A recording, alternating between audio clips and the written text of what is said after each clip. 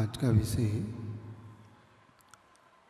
राम जी के जीवन को लेकर साथ साथ उस प्रसंग को लेकर आपके सामने रखता हूँ कि सम्यक दर्शन की विशेषता कितनी महत्वपूर्ण होती। सम्यक दर्शन किस प्रकार से सम्यक दृष्टि की रक्षा के लिए स्वयं नारायण को भी और बलभद्र को भी उनके सम्यक दर्शन की रक्षा करते हैं। सम्यक दृष्टि का होता ही पुण्य कुछ इस प्रकार का है। घटना आपके सामने है कि सिंहोदर राजा और वज्रकर्ण।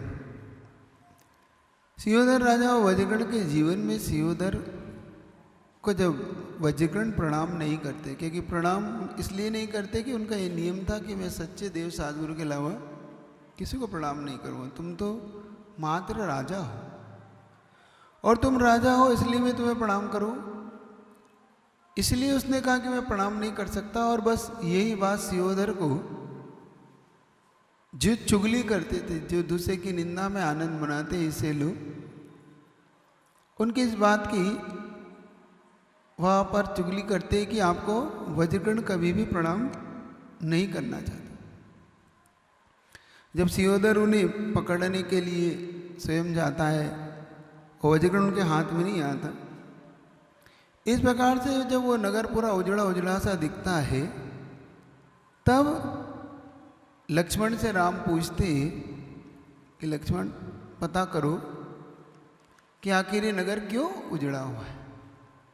और उस जो नगर का, जिस नगर में सिरगुप्त नाम का वो नगर, जो मालवा का देश का उज्जैनी के निकट का नगर है, और उसको पता करने के लिए जब लक्ष्मण जाते हैं और लक्ष्मण को पता पड़ता है तो लक्ष्मण को पूरी घटना बताते हैं कि वो एक वज्रकर्ण नाम का जो सम्यक दृष्टि है, उस वज्रकर्ण के लिए यहाँ का राजा सिंहोदर प्रणाम कराना चाहता है, लेकिन उसने सम्यक दर्शन धारण करने के कारण उसको प्रणाम करना स्वीकार नहीं किया।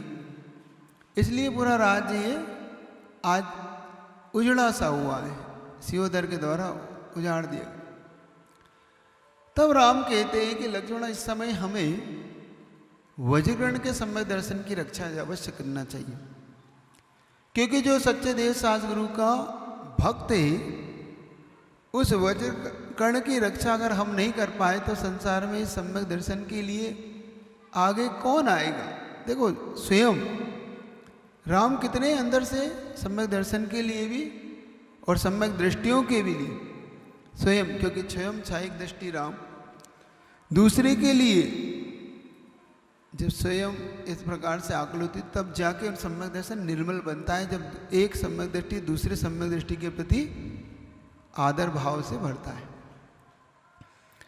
राम वहाँ पर जाते और महल जैसा जब घर देखते हैं, सब देखते हैं, तो पूरी व्यवस्था को देख के राम के मन में इतनी आकुलता होती है कि नहीं। और लक्ष्मण को स्वयं, लेकिन इतने में वज्रकर्ण को जब पता पड़ता है कि हमारे नगर में जैसे महापुरुष आए, तो स्वयं वज्रकर्ण उनके आतिथ्य को करता है, स्वयं अपने महल में ले जाता है, भोजन कराता है, नम्रता से विनम्रता से उनका परिचय पूछता है और सब अपनी बातों को रखता है। तब राम का मन और ज़्यादा आकर्षित होता है वज्रकर्ण की तरफ और लक्ष्मण को कहता है कि जाओ,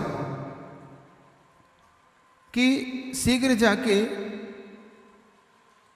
इसके भय को मुक्त करो। और वज्रकर्ण के इस भय को मुक्त करने के लिए लक्ष्मण स्वयं भरत का, आप देखो भरत का दूत बन के जाता है, क्योंकि अयोध्या का राजा भी किसके पास है, भरत के पास। तो वो राम का दूत बन के नहीं जाता, क्योंकि राम तो स्वयं ही वनवास काट रहे हैं। तो भरत का दूत बन के जाता है और धनुष लेके जब रक्षक पूछते आप कौन हो, तो सिंहोदर के राज्य में प्रवेश करता हुआ लक्ष्मण कहता है कि मैं भरत का दूत हूँ और इस क्षण सिंहोदर से मिलने आया हूँ, आप राजा से मिलाओ और उनसे कहो कि अयोध्या के अधिपति राजा भरत ने आज्ञा भेजी है व्यर्थ का विवाद बंद करके वज्रगण से मित्रता की जाए। जब ये बात सिंहोदर के कानों में पड़ती है तो सिंहोदर इतना उत्तेजित होता है। सिंहोदर कहता है कि जाओ भरत से कहना कि हमारे बीच में ना पड़े। ये एक सेवक का और एक स्वामी का मामला है, क्योंकि सिंहोदर अपने आप को स्वामी मानता था वज्रगण का, और मैं उसका स्वामी हूँ, इसलिए मैं उसके साथ कुछ भी व्यवहार करूँ, भरत इसमें ना पड़े बीच में, वो अपना राज्य देखे और हम दोनों की बीच में ना आए तो ज़्यादा अच्छा है। और वज्रगण के सारे एक एक चीज बताता है। फिर भी जब लक्ष्मण कहते हैं कि आपका यह परम हित होगा कि आप भरत की आज्ञा को माने, अयोध्यापति की आज्ञा को माने, तब थोड़ा सा सिंहोदर के मन में थोड़ा सा अपने अहम भाव से बोलता है कि अगर इतना ही है भरत को तो भरत स्वयं आके जीत ले। जब ये बात कहता है तो लक्ष्मण कहता है तुम मुझे ही जीत लो पहले, फिर मैं भरत के आने की चर्चा आपके सामने करूं। और स्वयं लक्ष्मण अपनी धनुष को उठा के जब टंकार करता है और इनके बीच में घनघोर युद्ध शुरू होता है, लेकिन वो क्षण मात्र में लक्ष्मण अपनी शक्ति से सिंहोदर को जीतना लग जाता है और अंत में सिंहोदर को अपना बंदी बनाता है। देखो, स्वयं सिंहोदर अपनी करनी का फल भोगता है। जब उसे बंदी बनाता है तो सिंहोदर की पत्नियां स्वयं आके लक्ष्मण के चरणों में गिरती है कि आप उसे क्षमा करो। तो सम्यक दृष्टि की रक्षा के लिए स्वयं नारायण को भी आना पड़ता है। ये बात याद रखना। कल एक बात कही थी, मुझे तो ऐसा लगता है कि इन सम्यक दृष्टियों के पुण्य से ही राम का विहार वन वन हुआ। लोगों के दुखों को दूर करने के लिए ही राम का विहार,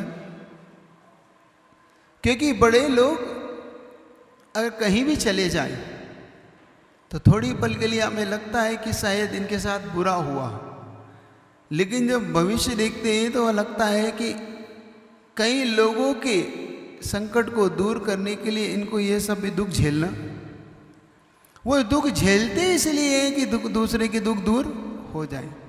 वो अपने दुख को दुख नहीं मानते कभी, वो हमेशा पर के दुख से दुखी होकर उनके दुख दूर करने के लिए सब कुछ करने को तैयार हो जाते। ये विशेषता होती है बड़े लोग। जब उनकी पत्नियों ने उनके चरणों में प्रणाम करते हुए कि उनके जीवन की भिक्षा मांगी, और जब वो ले जाकर लक्ष्मण कहता है कि तुम चिंता ना करें, थोड़ी दूर पे भगवान का चैत्यालय है, जिनालय है, वहाँ पर छोड़ देंगे। और लक्ष्मण राम के सामने ले जाते हैं और उस सिंहोदर को बंदी बना के हाथ जोड़कर कांपता और राम के पेड़ों में जब गिरता है क्षमा मांगता है। पहले जो स्वयं अकड़ रहा था, व्यक्ति के जाने बिना कभी कभी कोई गलती कर जाते हैं तो बाद में ये नौबतें आती हैं कि आपको फिर उसके सामने झुक के, तो पहले से ही ना आंकड़ो तो ज़्यादा अच्छा। और जब क्षमा मांगता है तो राम कहते हैं कि नहीं, अगर तुम ये स्वीकार कर लोगे कि तुम वज्रगण से क्षमा मांगो, मुझसे क्षमा मत मांगो, क्योंकि वज्रगण ही तुम्हें क्षमादान दे सकता है, मैं क्षमादान नहीं दे सकता, क्योंकि तुम्हारा अपराध वज्रगण के प्रति है, मेरे प्रति तुम्हारा कोई अपराध नहीं है। ये तो सिर्फ भरत का दूत बन के आया था। देखो, अब वज्रगण के सामने,